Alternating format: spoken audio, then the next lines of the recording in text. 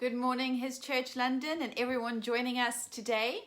It's always good to be with you on a Tuesday morning where we get to just chat and share some thoughts. And if you've been with us for a little bit, you'll know, hello family, you'll know that when I'm chatting, it's more a conversation and a chat than it is anything else, and how we go through a little process of thought. And this morning, I just want to talk to you about a word actually that I was introduced to a couple of weeks ago, and it's something that I've actually been meditating on and thinking about and sort of mulling over, and I want to share that thought with you because I feel like it actually sets the platform and the stage for us to move forward in everything that the kingdom of God has on offer for us, and also for us when we pray these words, your kingdom come, your will be done. It's actually a positioning, and it's actually a posture that we can take on.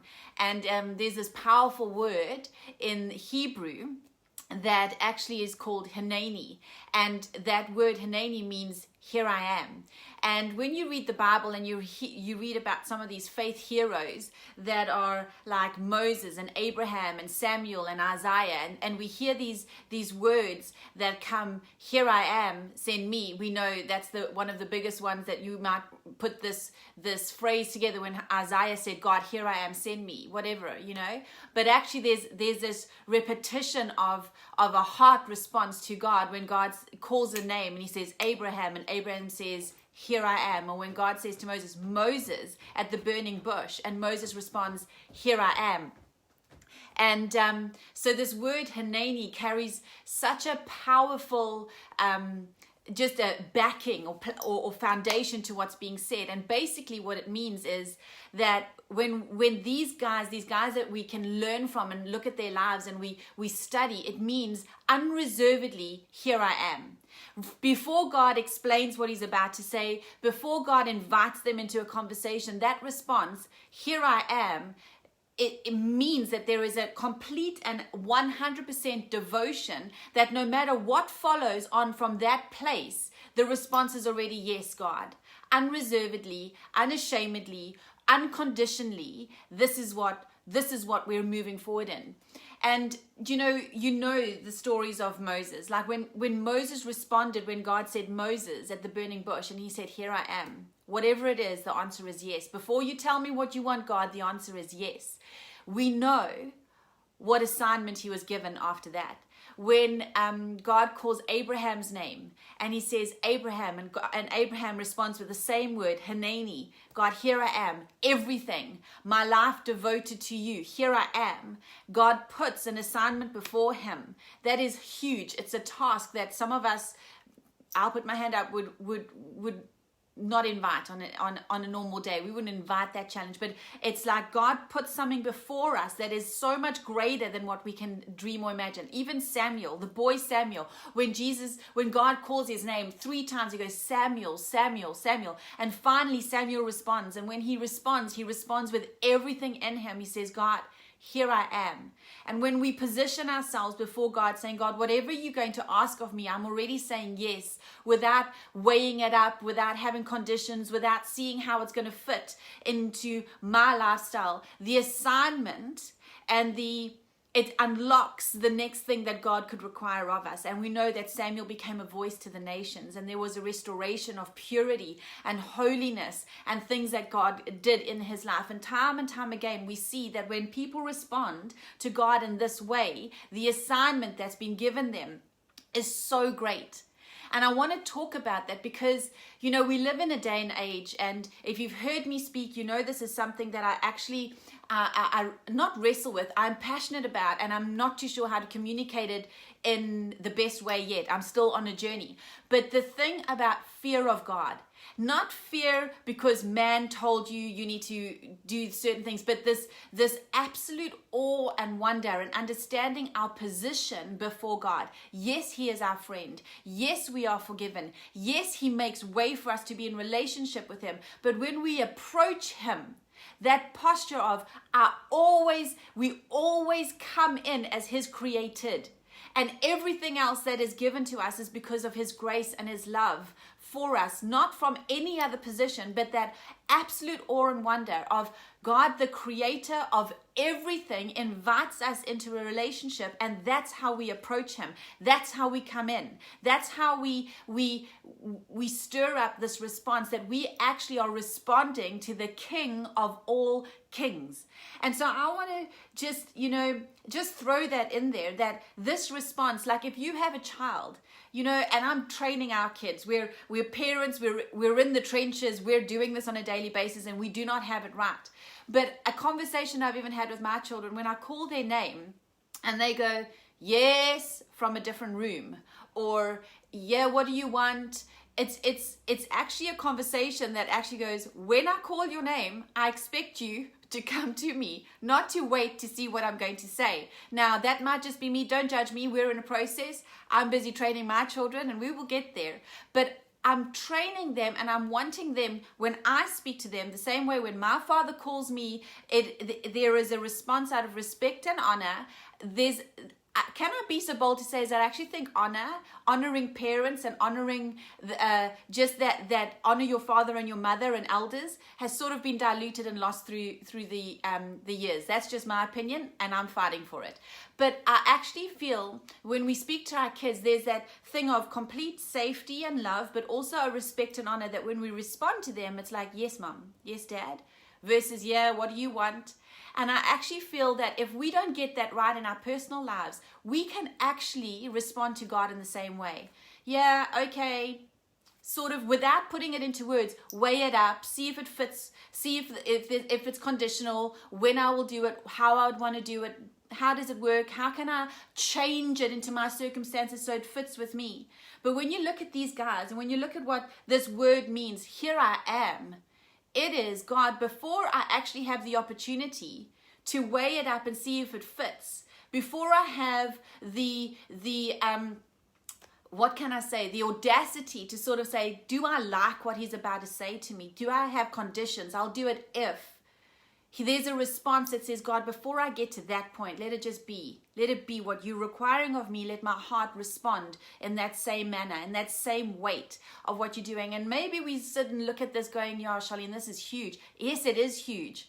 But the things that follow a life that responds to God like that are beyond magnificent. But here's the thing, guys, is that we serve a God who doesn't require anything of us that he's not willing to give us.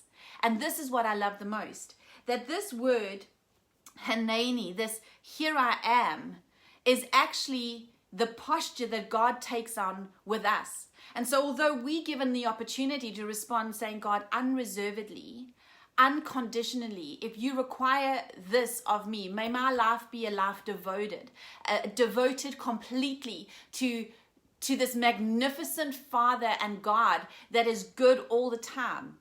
This is the thing about Moses and Abraham, is they responded to the character of God, who they believed God to be. That when he did require them to do something, it was out of that place. And yes, they were still human beings, and they had to navigate their yes, I've said yes and now I have to walk it out. They had to do that, and that's okay. But the yes had already been said.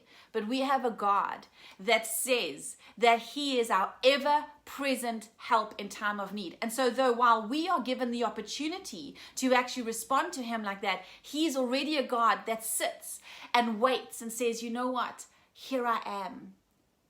He says he answers us before we even ask.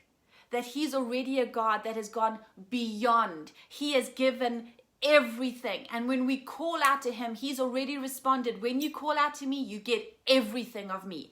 Unashamedly, unconditionally, without restraint, without anything. God responds to us. And actually, he's inviting us. He says, here I am. Hanani, call to me. Hanani, here I am. Everything I am is you've got full access to everything I am. And so he invites us to keep asking of him, to keep coming to him, to keep tapping in on of him. He's already positioned himself in the way that we could respond like Abraham, like Moses, like Samuel, going, God, you've required of me. And so my response is, here I am. Yes, send me whatever it is from this point forward. Before you even tell me what you want, my answer is yes.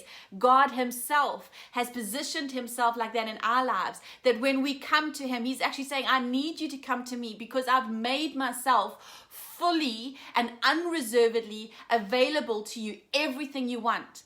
Do you know, maybe you're going, no, it's not real like that. It is real like that, even to the point where we know the story of Solomon, where God actually says to him, Solomon, what do you want from me? Do you know that God did not reserve that invitation to one man, Solomon? He did not say, I'm only going to offer that to one person. It is who God is and our relationship with him, how we can respond to him. He's already said, I'm here, I've pitched up.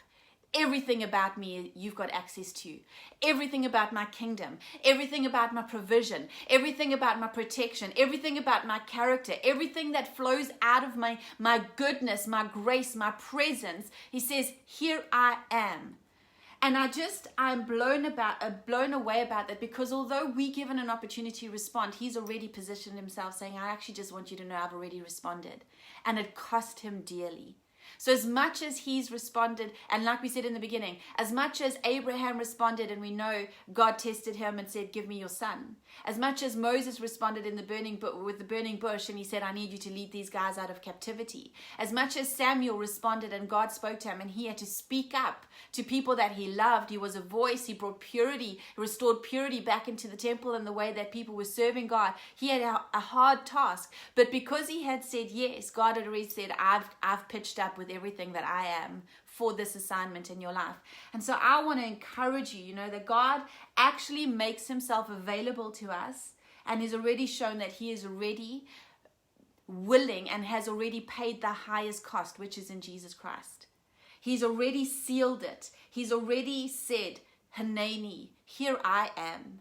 And so the invitation for us to respond, going, God, yes, can you imagine the life we would live and what kingdom come, your will be done in our lives, in our neighborhoods, in our families, in our churches, in our nations could look like when we say, God, yes, unreservedly. But we can only say that yes when we realize that God has already said yes to us in the same way. And it's going to call for love. It's going to be an act of devotion. It's going to be a positioning of availability and willingness. And just to know that all of that is already wrapped up in God's willingness, his devotion. He's pitched up, and he pitches up every single time, and he is 100% available to us. And so I want to leave you with that thought today. Think about that word, here I am, what it means to you. What does it mean to you? Does it fit in with your schedule? Does it fit in with the cost? And I'm not saying it comes without questions. It just means when God asks, will we respond? And so I want to actually just encourage you. Go and think about that word. God, here I am, without any questions, ready for you to do whatever you want to do in my life. But then also think about the other side of God's position and his posture, saying, he's already said, here I am. And the invitation for us to tap into all of that. And so go and think about that. Go and spend some time with that. See how he's pitched up for you, how he's willing. And he's actually inviting us. He says, call to me and I will answer. Come, here I am. I'm here. Everything, unreservedly, unconditionally ready for you to tap into all of that. And so go and think about that amazing thing, because sometimes our English words do not have enough.